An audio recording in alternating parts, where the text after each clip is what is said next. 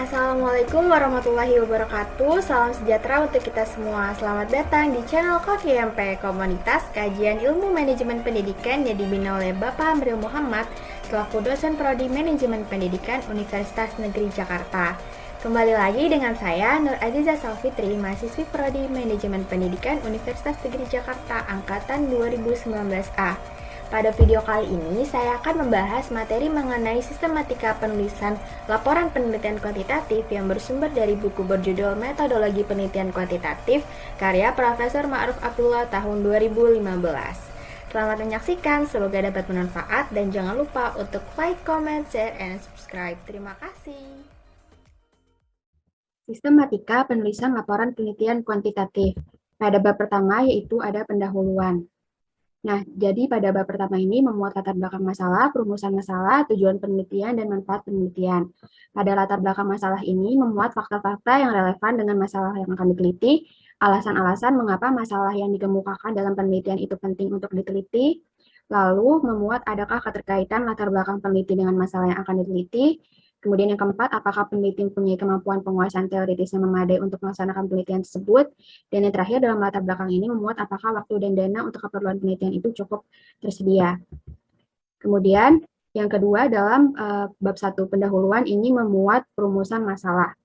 Nah, yang mana dalam perumusan masalah ini memuat proses penyederhanaan masalah yang rumit dan kompleks menjadi masalah yang dapat diteliti. Kemudian yang ketiga, terdapat tujuan penelitian.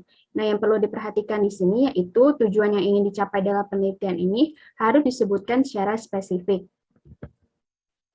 Dan yang terakhir, dalam bab 1 terdapat manfaat penelitian, yang mana memuat keterkaitan antara hasil penelitian yang dicapai dengan masalah kesenjangan yang lebih luas atau masalah dalam dunia nyata. Kemudian dalam manfaat penelitian ini juga memuat penjelasan manfaat secara teoritis atau ilmiah dan manfaat praktis dalam kehidupan sehari-hari. Selanjutnya bab 2 yaitu tinjauan pusaka. Nah, pada bab 2 ini pertama memuat kajian teori atau menelaah hasil penelitian sebelumnya yang relevan dengan permasalahan dan tujuan penelitian secara sistematis dan analitik.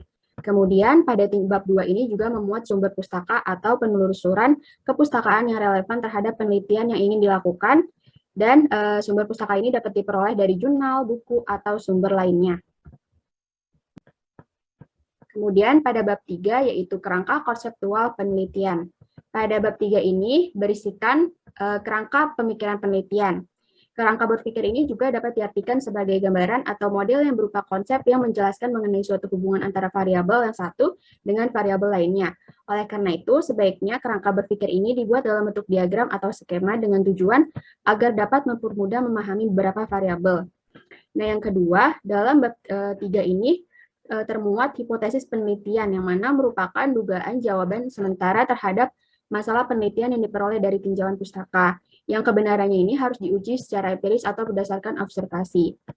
Kemudian, yang terakhir dalam bab 3 ini berisikan definisi operasional variabel penelitian, yang mana definisi operasional variabel ini merupakan bagaimana peneliti akan menjelaskan tentang suatu variabel yang akan ditelitinya. Selanjutnya pada bab 4 yaitu metode penelitian. Bab 4 ini terdiri dari pertama metode penelitian dengan teknik analisis datanya. Nah, misalnya ini metode penelitian kuantitatif dengan teknik analisis regresi atau teknik analisis korelasi. Kemudian pada bab 4 ini juga terdapat tempat dan waktu penelitian. Nah, pada bagian ini dijelaskan nih bagaimana cara peneliti menentukan waktu dan tempat penelitian.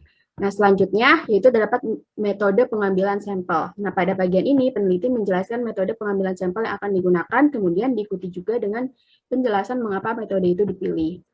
Kemudian yang keempat itu terdapat metode pengumpulan data. Nah, pada bagian ini diuraikan secara rinci tentang jenis data yang diperlukan, sumber datanya dari mana, teknik pengumpulan datanya bagaimana, dan instrumen yang digunakan dalam bentuk apa. Dan yang terakhir ini ada analisis data. Nah, bagaimana analisis datanya ini tergantung pada jenis penelitian yang dipilih dan tujuan penelitiannya. Selanjutnya pada bab 5 yaitu hasil dan pembahasan. Nah, penyajian hasil penelitian dapat berupa teks, tabel, gambar, grafik, dan foto. Hasil penelitian juga memuat data utama, data penunjang, dan data pelengkap yang diperlukan untuk memperkuat hasil penelitian.